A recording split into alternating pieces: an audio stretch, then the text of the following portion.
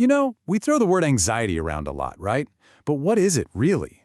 Turns out it's way more than just a feeling. Today, we're going to dig into what's actually happening in your body when you feel anxious, and why the most common advice you get is honestly the worst.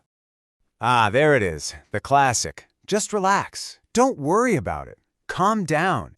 And if you've ever actually felt that jolt of anxiety, you know those words are, well, they're just infuriating, aren't they? It's kind of like telling someone with a broken leg to just walk it off. Yeah, exactly. I mean, what if you just can't? What if it's not some switch you can just decide to flip off? In this explainer, we're going to break down the biology behind that feeling, and we're going to see why just stopping it was never really an option in the first place.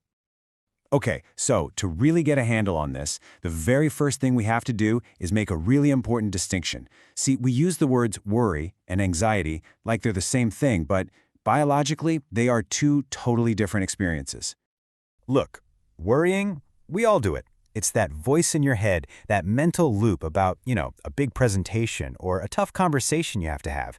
It's a thought process. But anxiety, that's a whole different beast. It's not just in your head. It's a full-body experience. It's physical. And this chart here just lays it out so clearly. Worry happens up in the mind. It's cognitive. It's usually tied to a specific problem. But anxiety, that lives in the body. It's a physiological response that can just hang around, and a lot of the time you can't even pinpoint why. I mean, think about it.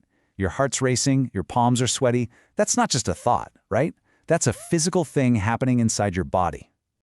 So where does that physical reaction even come from?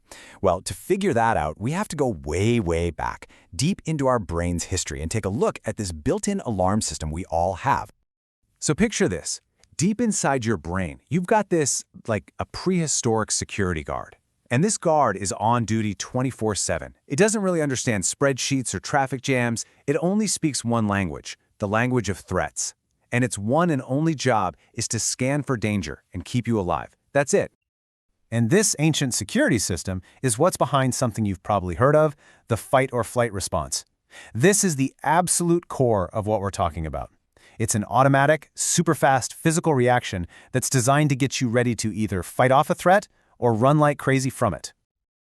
Okay, so here's how that chain reaction plays out. It's basically 3 steps. First, your brain senses a threat. And this is so important. It doesn't matter if the threat is real or just something you're imagining. Step 2, this little part of your brain called the amygdala. It's like the fear center. It just hits the big red panic button. And finally, step 3, your body gets flooded with hormones like adrenaline and cortisol. Your heart pounds, your breathing gets shallow, your muscles get tight. It's your ancient survival superpower kicking in.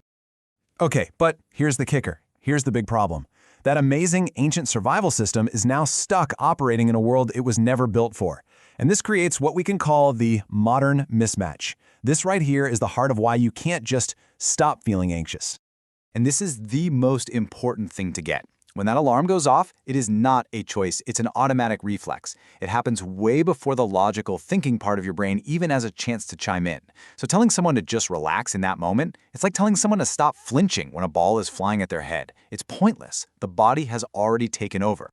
I love this analogy. It's just perfect for this. Think of your anxiety like a super-sensitive smoke detector. It's there to save you from a fire, right? But it goes off every single time you make toast. The system isn't broken. It's just doing its job, maybe a little too well. It's mistaking burnt toast for a house fire. Just look at this comparison for a second. Our alarm system was built for stuff on the left, immediate physical dangers, like a predator jumping out of the bushes. But today, the things setting it off are on the right, a work deadline, a traffic jam, social pressure. But here's the thing. To your ancient brain, to that security guard, the stress signal can feel exactly the same. The amygdala can sound the alarm for an angry email with the same intensity it would for a saber-toothed tiger. Okay, so if you can't just turn it off, then what in the world are you supposed to do? Well, this is where we need a huge shift in how we think about this. The goal might not be what you've always assumed it is. And this right here, this is the whole key. You can't just rip the smoke detector out of the wall, right? You might need it for an actual fire someday. The goal isn't to get rid of anxiety. It's a critical survival tool. The real work is learning to understand it. It's about learning to hear the alarm and then calmly check if the house is actually burning down, or if you just burn the toast again. So let's just boil this all down, right? The big takeaways here are that anxiety is a physical, automatic survival response. It is not a character flaw. It's not a failure of your willpower. It's simply your ancient brain doing its best to deal with modern stress. And just understanding this biology, that's the real first step toward building a new and maybe even better relationship with that feeling. And that leaves us with one last, really important question to think about. If the goal isn't to stop anxiety, to crush it, or to eliminate it, then what is? Maybe the goal is just to learn how to listen to that alarm, thank it for trying to keep you safe, and then consciously decide how you want to respond. Definitely something to think about.